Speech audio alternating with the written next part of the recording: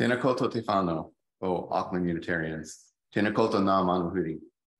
No mai, haere mai, ki tēnei whare karakia o te atua. Ko Monte di Pruno toku manga, ko Sele toku awa, ko Provincia di Salerno toku rohe, ko Italia toku waha, ko Francesco rawa ko Concetta oku matua tupuna, ko Joseph rawa ko June oku matua, ko John DiLeo toku inwa. No te unaititi teiti aho, no tamaki makoro aho e noho ana.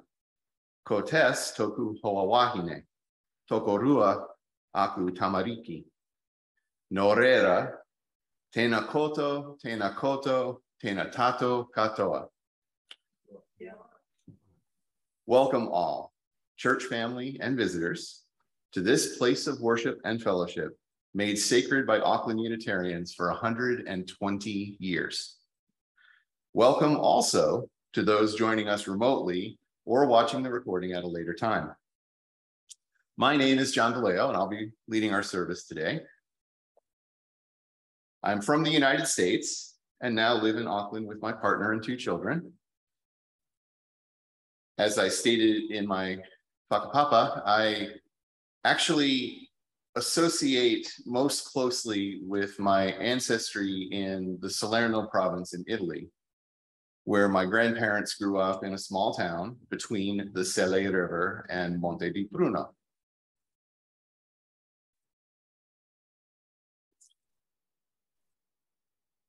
It's great to have all of you here. We've got 7, 8 plus me in the room, and quite a few folks who've joined us online. So we'll go ahead and get started. For my opening words, I chose a piece by Melanie Morel Ensminger. Come, come, whoever you are welcome here. No matter your age, your size, the color of your eyes, your hair, your skin, you are welcome here. No matter how you came here, if you came alone or with others, you are welcome here. No matter whom you love or how you speak or whatever your abilities, you are welcome here. Whether you come with laughter in your heart or tears in your eyes, you are welcome here. If you come here with an open mind, a loving heart, and willing hands, you are indeed welcome here.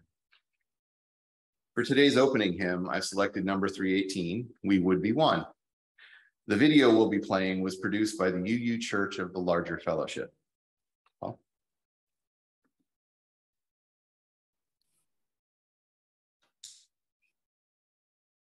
in a world filled with the darkness of ignorance, let us bring the light of reason. In a world filled with the darkness of despair, may we share the light of hope. In a world filled with the darkness of hate, let us shine the light of love. If you wish, you're welcome to recite with me the covenant of our congregation. Love is the doctrine of this church.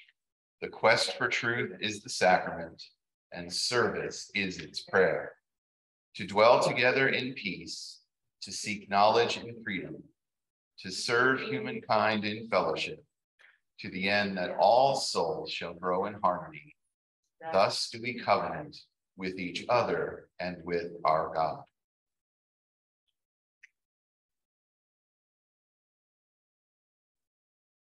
Now, it's actually been a few months since I've led a service. I have them in a set of date stamp folders, and I was like, whoa, it was January. But one of the things you might have noticed as I've led services over the last few years is I tend to decide to talk about something that I'm keen to learn about. And then I just figure, well, okay, I'll drag you along with me. So, so the thing that I've been thinking about lately is being a strong, active ally for LGBTQ persons. So this morning, I'll once again be sharing a couple of items instead of one single longer piece. And as is my way, I was working on this in the early hours of this morning, so I'm not quite sure about the timing, but we'll give it a go. Our first piece is an opinion piece that was written by Carlos Maza of Media Matters, published in the Washington Post in 2016. Call yourself an LGBT ally? Here's how to actually be one. In my experience as a gay man surrounded by generally decent human beings, I've encountered a lot of straight and cisgender people who identify themselves as allies to the LGBT community. This is never a bad thing. I spend most of my life in situations where I'm outnumbered by straight people. So I generally prefer they call themselves my ally than my worst nightmare come to life. But it's not always a great thing. A lot of people who think of themselves as allies engage in behavior that can make queer people feel deeply uncomfortable, unwelcome, or unseen. It's almost never intentional. Straight and cisgender people don't know what it's like to be queer, and vice versa. And that can produce blind spots that make even well-meaning allies act like jerks.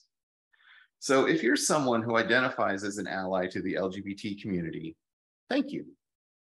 And here are 4 ways you can be an ally and really mean it.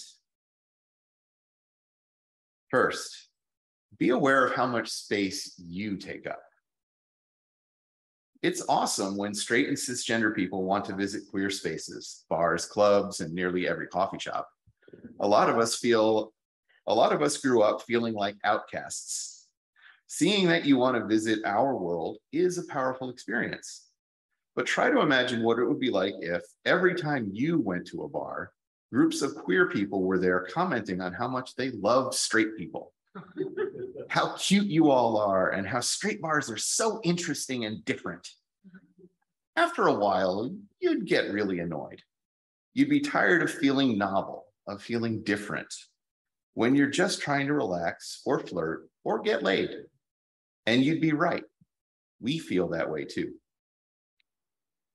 Second, don't minimize a person's queerness.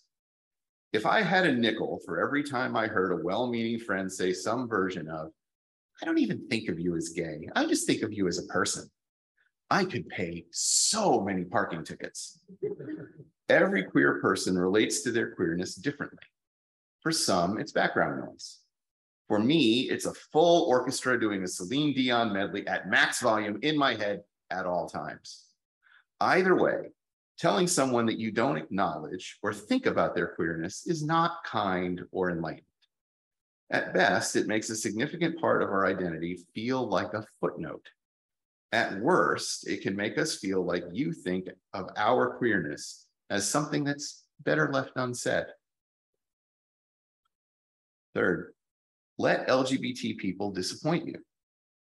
Despite what my brain tells me after exactly 1 light beer, I cannot and will not ever be Neil Patrick Harris.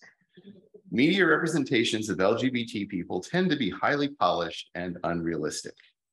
LGBT characters are well-dressed, witty, successful, ambitious, funny, and likable.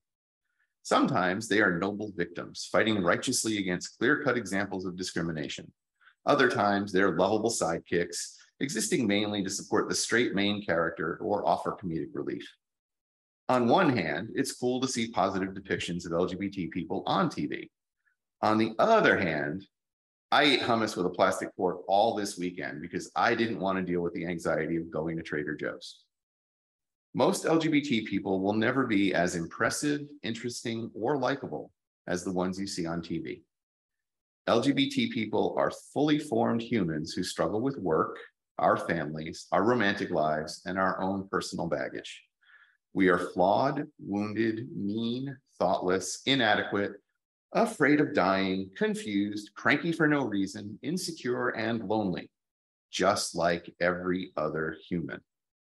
The LGBT characters we see on TV can sometimes feel as foreign to us as the straight characters.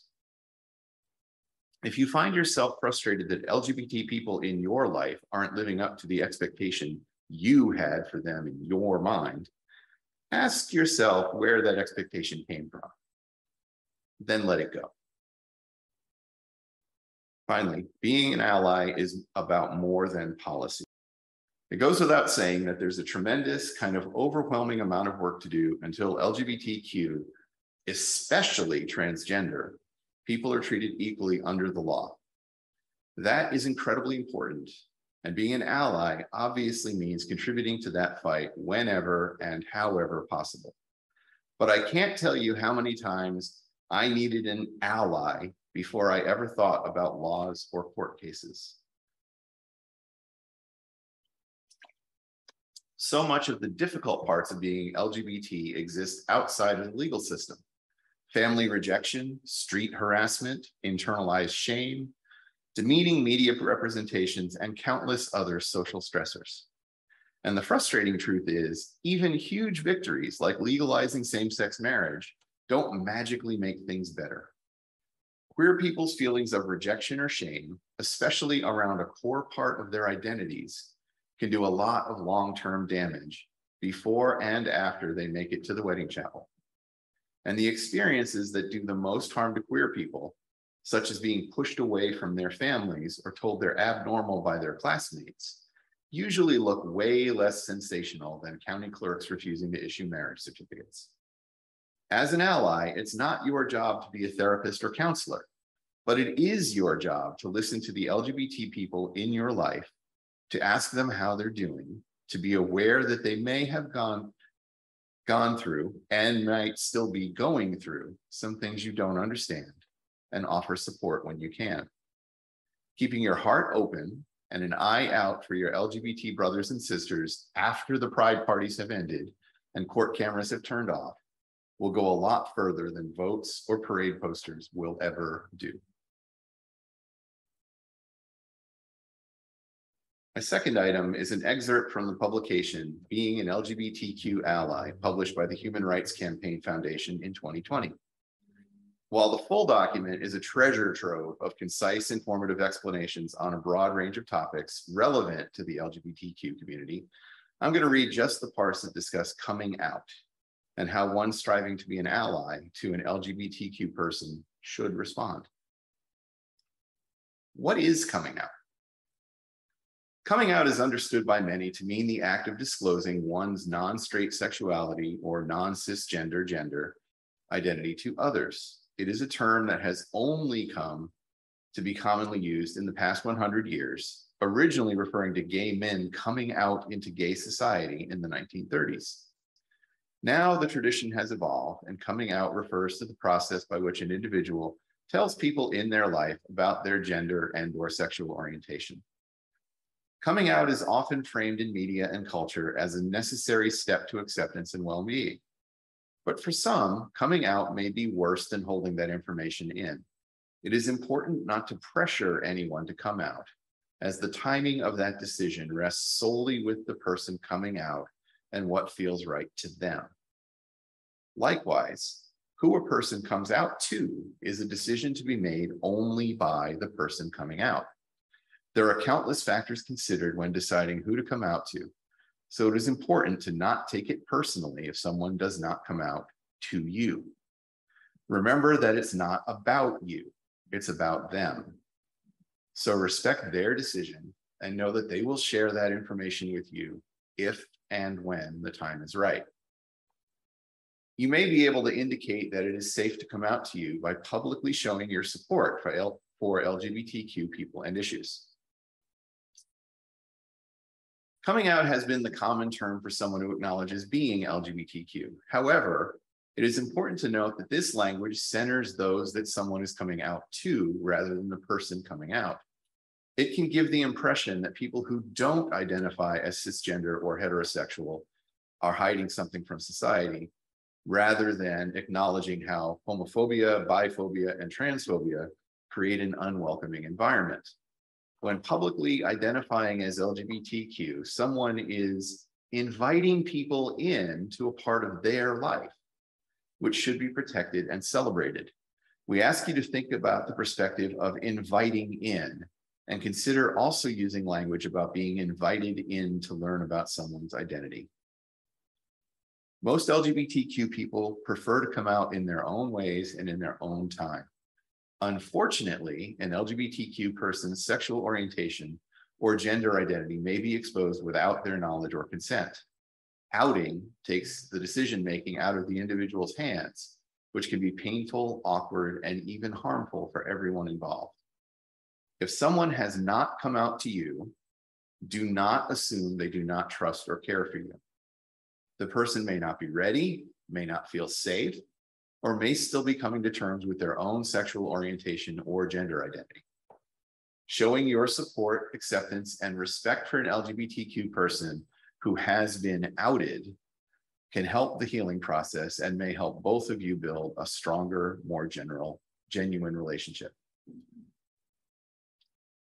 Straight and/or cisgender people who have just had someone come out to them have reported feelings of honored that someone has chosen to entrust them with this revelation, accepting and dedicated, curious about what life is like for LGBTQ people, apprehensive or uncomfortable, disapproving of the perceived lifestyle, or anxious for the well-being of the LGBTQ person. When a friend or loved one comes out to you, you may feel many of these seemingly contradictory emotions at once, leaving you feeling uncertain. Feeling confused or uncomfortable doesn't make you a bad person. It doesn't mean you are homophobic, biphobic, or transphobic. It does mean, however, that you should take the time to work through your feelings fully and honestly so that you can reach a place of support for your friend, loved one, or acquaintance without reservation. While you don't need to hide your emotions, it is important to remember that this individual who came out to you is searching for support and acceptance. Before you begin to ask questions to settle your own uncertainty about the situation, it is key that you make the other person feel that they made the right decision in coming out to you. You might respond by saying, "Thank you for being honest," or "I appreciate your trust." For our intermediate hymn, I selected hymn number 170, "We Are a Gentle, Angry People." And the words used in the video don't quite match in the hymnal, just a warning. The video, from a commemoration event hosted by Gala in, I'm pretty sure it was 2013, is a wonderful performance of the song with an introduction that relates the powerful story of its creation.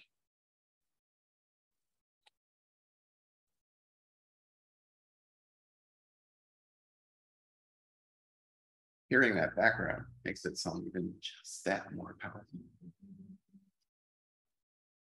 I titled my random musings, "Am I doing this right?" I grew up in a rural part of Connecticut in the northeastern United States. My hometown, Plainfield, was small.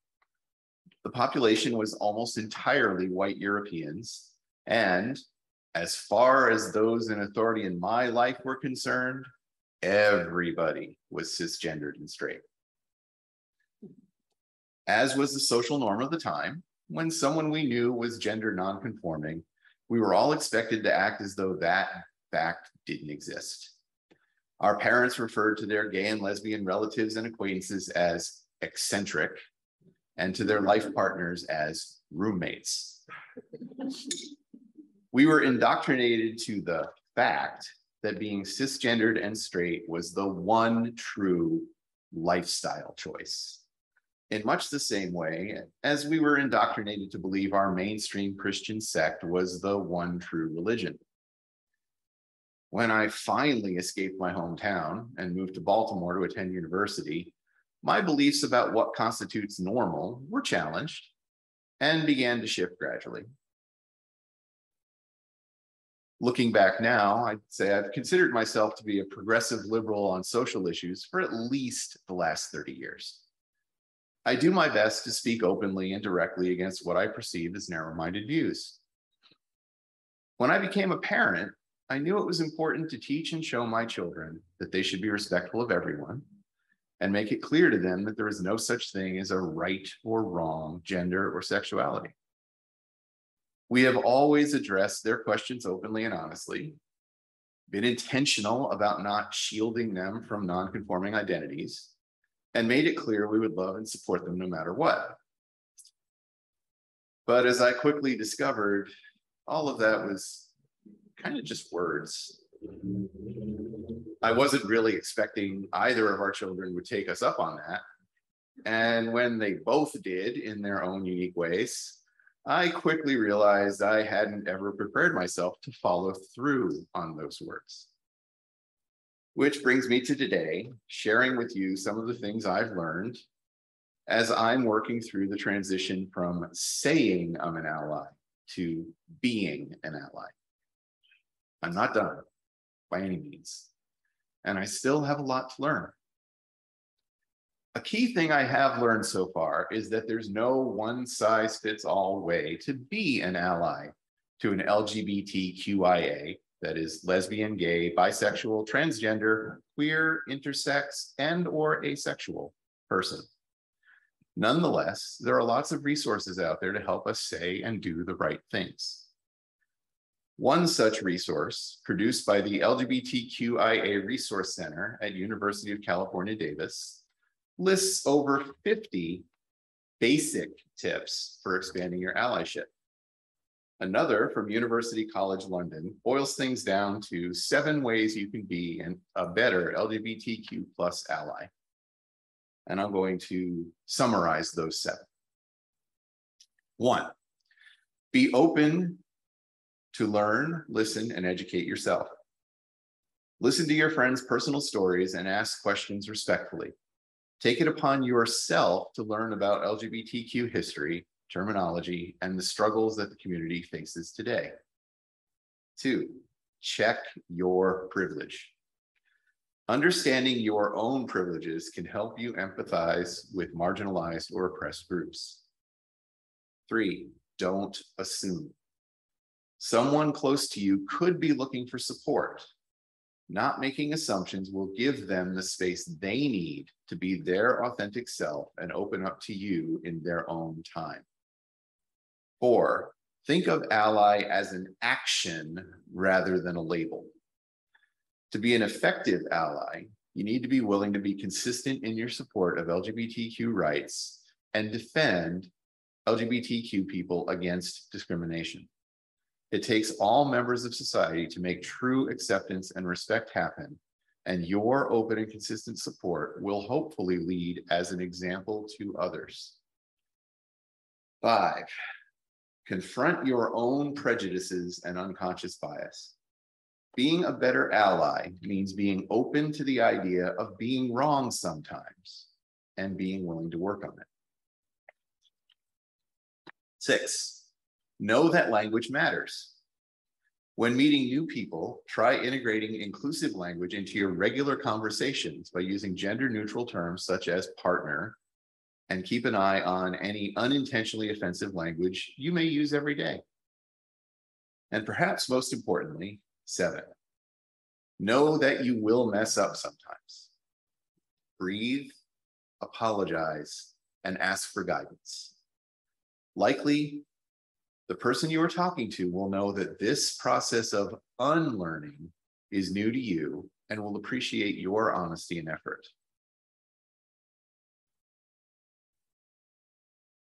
I'd like to ask each of you to ponder what I've said today, reflect on how you're doing as an ally, and strive to improve daily. I also encourage you to think about what we can be doing individually and collectively to help this congregation live up to our claim that all are welcome.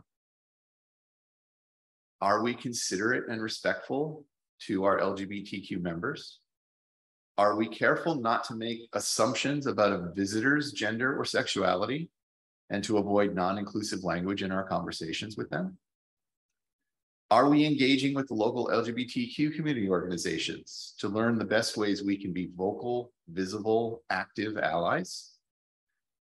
In the words of Helen Keller, alone we can do so little. Together we can do so much. Let's do much.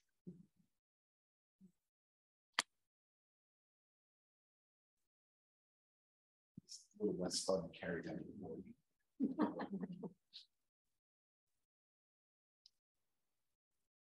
Please join me as we say the words for Extinguishing the Chalice.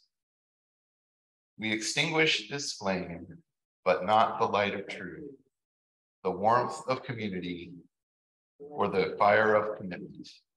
These we carry in our hearts until we are together again.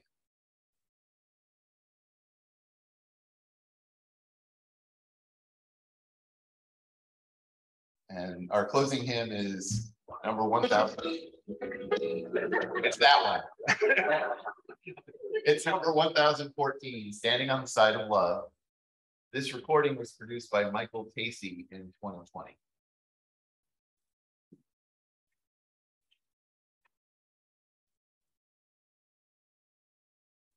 For my closing words today, I've chosen Be About the Work by Andrea Hawkins Camper.